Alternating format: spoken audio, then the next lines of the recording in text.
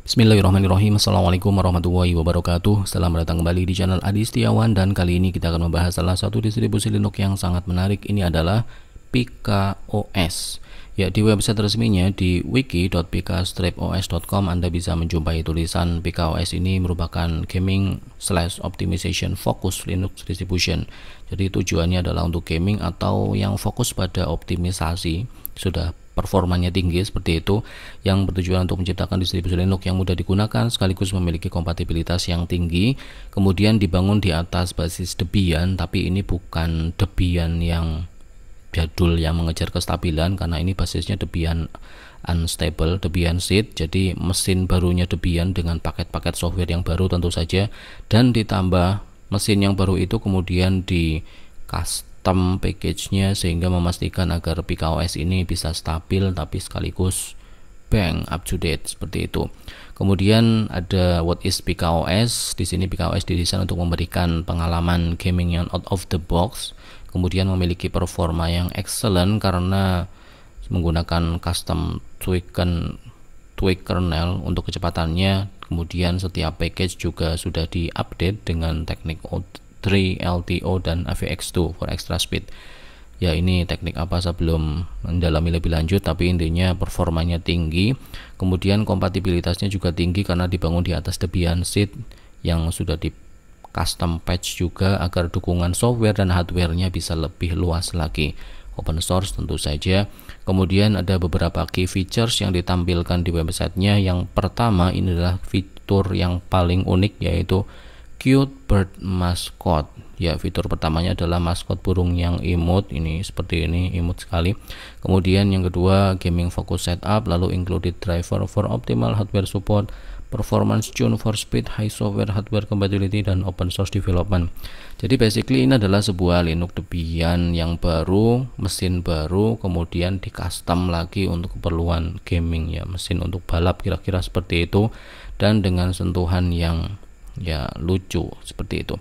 Kemudian ada beberapa versi PKOS yang bisa Anda gunakan tergantung hardware yang Anda miliki. Di sini ada versi yang non Nvidia dan ada versi yang Nvidia, bahkan sudah ada peringatan untuk yang versi Nvidia RTX GTX 1650 ke sini nanti bisa menggunakan versi yang bawah. Kalau menggunakan GTX 1080 sebelumnya berarti pakailah yang regular ISO. Di sini jelas saya hanya bisa pakai yang regular ISO karena tidak ada Nvidia-nya, dan ada 3 desktop environment yang disediakan, yaitu GNOME, KDE, dan Hyprland. Secara tampilan kira-kira seperti ini. Yang tampil paling atas ini adalah PKOS yang modenya GNOME. Ya, kemudian ini tampilan yang KDE, ya, ada logo KDE di pojok kiri bawah. Kemudian yang ketiga ini adalah Hyprland. Ya, yang saya bahas kali ini adalah versi yang GNOME saja dulu. Kemudian secara ukuran file ISO di GNOME Edition yang terbaru ini, pada saat video ini dibuat, ukurannya 2,6 GB. Ya, 2,6 GB untuk sebuah mesin yang baru dan sudah di patch untuk performa. Nanti isinya seperti apa kita lihat nanti saja. Kemudian di versi yang terbaru ini, PKOS 4 2025 ISO kelima yang dirilis di 5 Mei 2025 kemarin, ya, sudah membawa kernel 6.14.5 dengan NTSync. Lalu sudah ada PKFetch included by default, ini semacam NeoFetch tapi dengan ikonnya PKOS. Kemudian sudah ada updated Mesa driver firmware. GNOME-nya sudah yang baru 48.1, KDE juga 634, termasuk 180.000 package sudah diupdate. Bahkan versi yang sebelumnya 22 April saja kernelnya 6.14.3, ini sudah diganti lagi 6.14.5. Ya, seperti itulah perkembangannya, luar biasa ini. Hampir setiap bulan selalu ada pembaruan yang baru. Kemudian di distrowatch.com di sini PKOS sudah masuk di dalam peringkat DistroWatch, sudah masuk dalam database-nya mereka, tapi belum dapat ranking karena memang masih baru seperti itu. Dan Anda bisa mendapati informasi seperti tadi, ini basisnya unstable, kemudian ada GNOME, KDE, dan Hyprland, fokusnya untuk keperluan gaming. Dan karena menggunakan mesin Debian yang baru, di sini Hampir semua package yang dibawa ini warnanya hijau, yang artinya dia menggunakan teknologi yang baru, Vim-nya 9.1 baru, Wayland-nya 1231 baru, Xorg-nya juga baru, seperti itu. Dan secara review belum ada review di sini karena memang masih sangat baru. Barangkali ini masih berapa hari masuk ke database-nya DistroWatch seperti itu, jadi belum ada yang mengulasnya.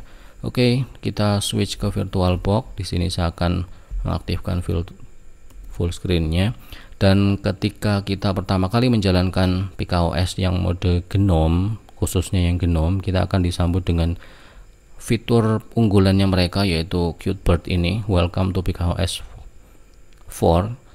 Kemudian ada menu untuk install distro to system, atau kita mau mencoba PKOS ini secara live media. Ya, ini saya pilih yang live-nya dulu, dan wallpapernya ini terasa berbeda ketika auranya Debian mesin baru untuk spek balap, tapi wallpapernya wallpaper unyu itu ya begitulah, rasanya unik saja. Dan karena ini menggunakan GNOME 48.1, tentu saja ini adalah GNOME yang masih sangat baru, dan di sini kita bisa melihat ada beberapa software yang ya sepertinya menarik dan eksklusif dibuat oleh PKOS. Tapi sebelum ke sana, saya akan menunjukkan dulu di konsol. Di sini basisnya 6.14.5, kemudian FreeMainH. Memori yang sekarang digunakan 2,7 GB. Oke, sebentar. Di sini saya pakai PKFetch. Ini PKFetch, NeoFetch bawaannya PKOS. Ini sepertinya ada font yang ya mungkin harus diinstal dulu ke sistem atau bagaimana, saya kurang mengetahui, belum explore lebih lanjut. Tapi ini semacam NeoFetch bawaannya, dan di sini kita bisa menjumpai ada 1770 paket native, kemudian terminalnya KGX, dan memorinya ketika baru booting, baru dijalankan ya mungkin 15-an menit sebelum saya tinggal ke browser Brave. Di sini bisa dikatakan pada saat awal-awal kita menjalankan PKOS ini memori yang terpakai sudah jauh di atas 2 GB, yang mana saya alokasikan hampir 7 GB saja. Ini belum menjalankan aplikasi apapun, cuma terminal saja. Di sini sudah terpakai 41%. Jadi sebagai gambarannya seperti itu. Jadi untuk Anda yang memiliki perangkat dengan spek terbatas, ya barangkali ini belum cocok untuk hal tersebut. Lalu dari sisi aplikasi bawaannya, di sini kita cek satu persatu saja. Di sini ada kontak, ya ini seharusnya kontak, kita skip saja. Ada weather, di sini ada APX, ini something new untuk saya. Start or open a subsystem. Jadi kalau kita plus di sini, ini terus terang saya belum explore lebih lanjut tentang konsep subsystem, tapi sepertinya kita bisa menjalankan aplikasi Linux lain di dalam si PKOS ini. Jadi kalau Anda membutuhkan subsystem seperti ya beberapa distro Linux yang lain seperti Blend OS, itu juga ada konsep subsystem di dalamnya, mungkin Anda bisa mengeksplor lebih lanjut. Oke, semacam WSL Linux di dalam Windows. Nah, ini Linux lain di dalam PKOS. Kurang lebih seperti itu. Mohon dikoreksi kalau saya salah memahami informasi itu. Kemudian ada clock, ada Blivet GUI. Blivet GUI ini apa ini? Oh, semacam Gparted ya. Jadi untuk melakukan manipulasi partisi bisa dilakukan di sini. Ini partisi VirtualBox saya mencobanya secara live tentu saja. Kemudian kalkulator, dokumen scanner, kalender, video, ini paket standarnya GNOME tentu saja. Karakter juga GNOME. Utility, font, image viewer, password key. Oke, skip dulu saja. Kemudian di sini sudah ada extension manager, yang artinya secara kustomisasi. Nah, ini kalau ada kotakan seperti ini tolong diabaikan karena saya menggunakan VirtualBox dan ini modenya Wayland. Jadi kadang ya ada grafis yang tidak sempurna. Di sini sudah ada apa tadi namanya, extension manager. Ya, berarti secara kustomisasi kita bisa melakukan banyak hal, bahkan sudah banyak extension yang populer yang sudah disediakan di sini. Mulai dari app menu kemudian sampai Just Perfection ini sudah ada di sini. Ini extension yang populer setahu saya. Jadi nanti secara tampilan ada banyak yang bisa kita kustomisasi. Kemudian di sistem ini juga, ini bawaannya GNOME, lalu sudah ada GNOME Tweaks. Ya, ini nanti kita explore lebih lanjut. Intinya untuk tweaking tampilan GNOME sudah bisa dilakukan tanpa kita harus menginstalnya secara terpisah. Kemudian konsol tadi sudah, di sini juga ada extension ya, untuk mengaktifkan atau menonaktifkan extension bisa dilakukan dari sini. Lalu ada help firmware, ini untuk menginstal firmware yang baru barangkali, tapi karena di sini di VirtualBox ya tidak bisa mendata hardware yang ada di komputer saya. Kemudian ada foto, selalu ada PKOS Device Manager. Ya, ini untuk informasi device seharusnya. Ya, kira-kira seperti itu. Saya close saja dulu. Lalu di sini ada PKOS GNOME Appearance. Jadi dengan ukuran file 2,6 GB di sini dan dengan GNOME Tweaks yang sudah terinstall by default termasuk extensionnya, kita bisa memilih 6 mode tampilan yang ada di PKOS, mau GNOME standar, GNOME modern, mau tradisional ala Windows atau ala Zorin seperti ini, 11 ala Windows 11, Unity ala Unity, kemudian ada GNOME 2 yang jadul, kemudian ala Apple sudah ada di sini dengan PKOS GNOME Appearance sudah ada by default. Kemudian di sebelahnya ada PKOS Kernel Manager. Ini sepertinya fungsinya untuk mengganti kernel ke kernel berikutnya kalau Anda mau. Jadi browse kernel for select branch. Ya,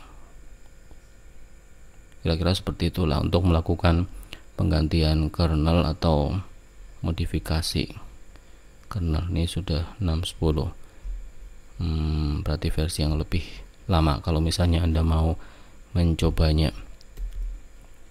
Power statistic, software and update, repository. Lalu di sini ada Synaptic Package Manager, ya paketnya Debian untuk menambahkan aplikasi berbasis Debian. Lalu ada text editor, di sini text editor yang ini yang GNOME yang baru 48.2. Oke, untuk coding asik pakai ini. Kemudian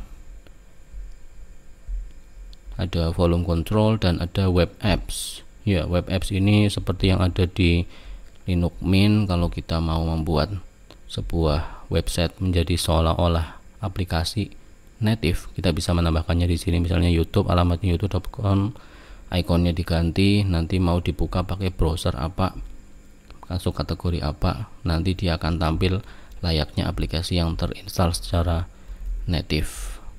Oke, dari sisi aplikasi bawaannya dengan 2,6 GB ini cukup standar dan tidak ada Office, tidak ada apa-apa, tidak ada nuansa gaming kelihatan di sini karena semuanya ada di bagian Welcome to PKOS. Jadi ketika misalnya Anda sudah menginstal PKOS, nanti pada saat startup Anda akan disambut dengan aplikasi ini. Lalu ada setup steps. Nah, disinilah salah satu kecanggihannya PKOS. Mereka tidak cuma sekedar membangun mesin Debian, diberikan tampilan GNOME, lalu diinstal Steam misalnya, tapi secara aplikasi mereka membuat beberapa aplikasi PK, lalu fungsinya juga untuk update, lalu menginstal multimedia codec seperti ini. Ada OpenDriver Manager, Kernel Manager yang tadi sudah kita buka, jadi ini ada shortcutnya dan tentu ini adalah aplikasi buatan mereka. Lalu ada recommended edition, install PKOS Game Utility. Ini tinggal klik install, bisa menginstal Steam, Lutris, Coverlay dan sebagainya. Ini asing semua buat saya karena saya tidak gaming di sini. Lalu ada PKOS Game Utility Extra, Device Configuration, Microsoft TrueType Font. Di sini juga bisa Anda install kalau tidak mau ribet pakai terminal gitu. Kemudian KDE, Krita Painter, LibreOffice Suite ya, kalau mau di sini ada rekomendasinya Blender 3D dan OBS Studio ya, untuk gaming 3D kemudian streaming sekalian. Lalu untuk look and feel kita bisa mendapatkan icon theme baru, choose desktop layout. Ini kalau dipilih seharusnya membuka GNOME layout yang tadi. Configure GNOME, ini dia akan mengakses GNOME Tweak, extension yang extensionnya tadi troubleshoot, wiki, join community, Discord ada, Reddit ada, lalu contribute.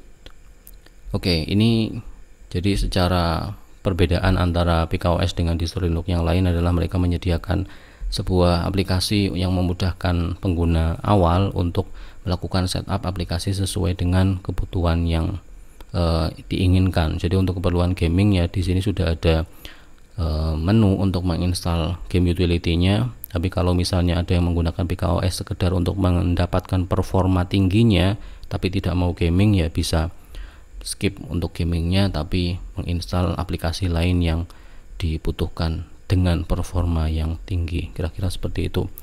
Oke, kemudian itu dari sisi aplikasi. Sekarang kita ke customisasinya terlebih dahulu. Yang pertama dari sisi wallpapernya. Oke, di sini change background. Secara style light and dark standar, accent color juga umum di GNOME, dan di sini koleksi backgroundnya juga ya sampai di sini sudah satu persatu muncul, lebih banyak dibandingkan dengan koleksinya Fedora atau Ubuntu. Ya, ini baru yang nuansa abstrak khas GNOME.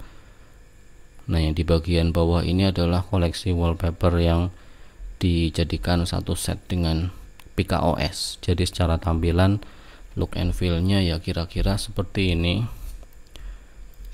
Artbox-nya ya mungkin Anda cocok dengan tampilan yang seperti ini juga ya, bagus. Ini mengingatkan saya pada distribusi Linux Bluefin. Ketika itu Bluefin yang saya review, wallpaper bawaannya nuansanya dinosaur, jadi ya konsepnya mungkin kira-kira seperti itu, sama. Jadi ini sampai ke bagian bawah konsep artnya seperti ini semua. Jadi mesinnya bagus, performanya ngebut, tapi wallpapernya ya lucu-lucu seperti itu konteksnya. Ini dari sisi appearance. Kemudian dari sisi layout tadi kan sudah ada GNOME appearance, kita coba. Saya pilih yang GNOME 2 dulu. Ada satu hal yang agak mengganggu di sini, ketika kita memilih salah satu tema nanti akan ada pop-up seperti ini yang menunjukkan bahwa ekstensi ini depend on your support. Jadi untuk donasi pada si pembuat extensionnya, meskipun don't show again, nanti ya pop-up yang lain akan menyusul untuk muncul. Ini mode tampilan GNOME 2. Ada 6 tampilan di sini, bisa kita custom, tapi di beberapa testing saya sebelumnya ketika kita terlalu cepat ngeklik ini ya nanti ada saja bugnya sehingga performanya atau tampilannya tidak sempurna. Ya barangkali karena memang RAM yang tadi saya alokasikan tidak cukup besar ya, jadi ada proses yang tertunda seperti itu. Tapi basically Anda bisa mengubah tampilannya. Ini yang jadi favorit saya GNOME 2 karena tidak sekedar membuat panel atas bawah, tapi secara apps dan places ya ini juga lebih mudah untuk saya akses daripada GNOME yang standar. Ini preferensi saya, tapi semua temanya bagus kok. Anda bisa mencoba sesuai dengan preferensi Anda. Dan ingat, ini 2,6 GB sudah ada opsi seperti ini, dan layoutingnya juga ya lumayan bagus lah, kira-kira seperti itu. Nah, ini ketika saya ganti 11 muncul lagi just perfection extension don't show, tapi masih show juga. Nah, tampilannya seperti ini menggunakan dash to panel. Kemudian ini ada up menu, bisa akses all apps. Jadi ya ala-ala Windows 11 kira-kira seperti itu pun bisa digunakan di sini. Switch workspace kiri kanan bisa, dan ada sound effect di belakangnya. Ya kira-kira begitu. tolong abaikan kursornya yang jadi kotak-kotak seperti ini karena di VirtualBox saja. Seharusnya kalau Anda coba di perangkat yang real tidak seperti itu. Oke, ini untuk kustomisasinya. Kemudian selain tema-temanya tadi, karena tadi sudah ada GNOME Tweaks, extension dan sebagainya, tentu Anda bisa melakukan modifikasi lebih lanjut di sana. Lalu untuk menginstal aplikasi baru, di sini kalau kita cari ada GNOME Software. Selain Synaptic Package Manager, di sini ada GNOME Software, dan secara paket ini pakainya apa ya? Parabolic, loading app detail, ya dia mendukung FlatHub juga. Kemudian apt tentu saja bisa. Ini contoh yang pakai FlatHub. Kemudian selain GNOME Software juga ada Synaptic Package Manager, bisa Anda gunakan untuk menambahkan aplikasi dengan cara yang cara Debian, agak old school seperti itu. Tapi secara paket lengkap lah. Game Zero Eddy jelas tampil paling atas. Oke, kemudian untuk menambahkan aplikasi dari konsol, kita bisa menggunakan perintahnya Debian, sudo apt install NeoFetch misalnya. Ini saya cancel, dan apt-nya sudah apt yang baru, jadi secara tampilan lebih mudah dibaca. Dan PKOS ini juga membawa beberapa tools yang berawalan PK seperti ini. Tadi PKFetch sudah kita coba, dan ya ini PK installer untuk install kernel manager tadi sudah kita coba untuk mengganti kernel. Di sini juga ada Picman.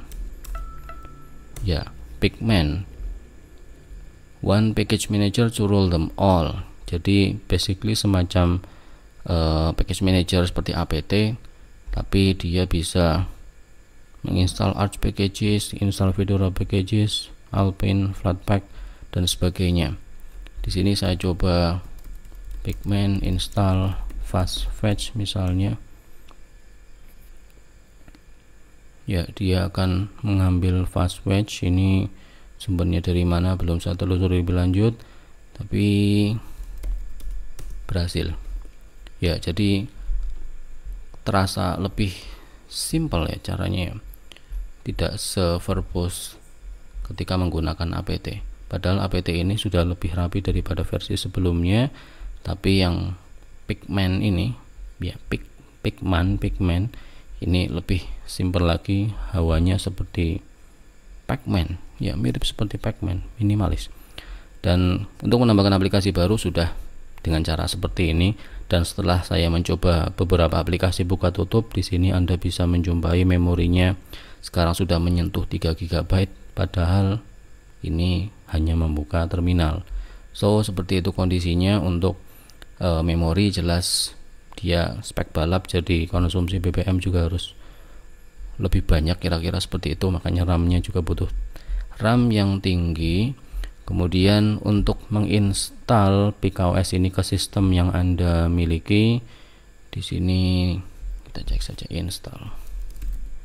Ya, install PKOS Linux. Installernya di sini agak tidak biasa karena secara tampilan beda dengan distro-distro Linux yang pernah saya review, tapi ya alurnya mudah diikuti. Di sini kita bisa melihat step yang akan dilalui seperti apa. Kemudian prosesnya sama dengan kebanyakan distro Linux, kita pilih bahasa instalasinya dulu. Kemudian ada beberapa hal poin penting di sini. PKOS tidak terafiliasi dengan Debian. Ya, ini merupakan sebuah distribusi hobi. Ya, semacam Archcraft itu juga one man, pembuatnya satu orang. Kemudian direct report notification don't interrupt ketika installernya sedang jalan. Try to use Picman instead of apt when using terminal, it is much faster. Oke, jadi walaupun apt ada karena memang mesinnya Debian, tapi kita disuruh untuk menggunakan Picman. Sudah understand driver. Oke. Kemudian automatic partitioning will format all partition on the drive. Jadi kalau mau dual boot, pastikan menyediakan FE partition dan use manual partitioning. Jadi ini warning untuk Anda yang ingin menggunakan PKOS ini sebagai mesin kedua selain Windows untuk dual boot, ini perlu dihati-hati. Kemudian untuk login PKOS passwordnya enter. Oke, accept. Selanjutnya di sini keyboard layout, tapi seharusnya sudah English. Lalu time zone di sini Jakarta. Lalu, nah ini Anda bisa melakukan automatic partitioning kalau memang mau full total menggunakan PKOS. Tapi kalau misalnya mau dual boot ya Anda harus hati-hati kemudian melakukan partisi secara manual. Ya kira-kira tampilan partisi manualnya seperti ini. Dia membutuhkan FV file system, no partition selected. Ya nanti memilih dari partisi yang sudah ada di harddisk yang kita miliki. Ini kalau menggunakan manual partitioning.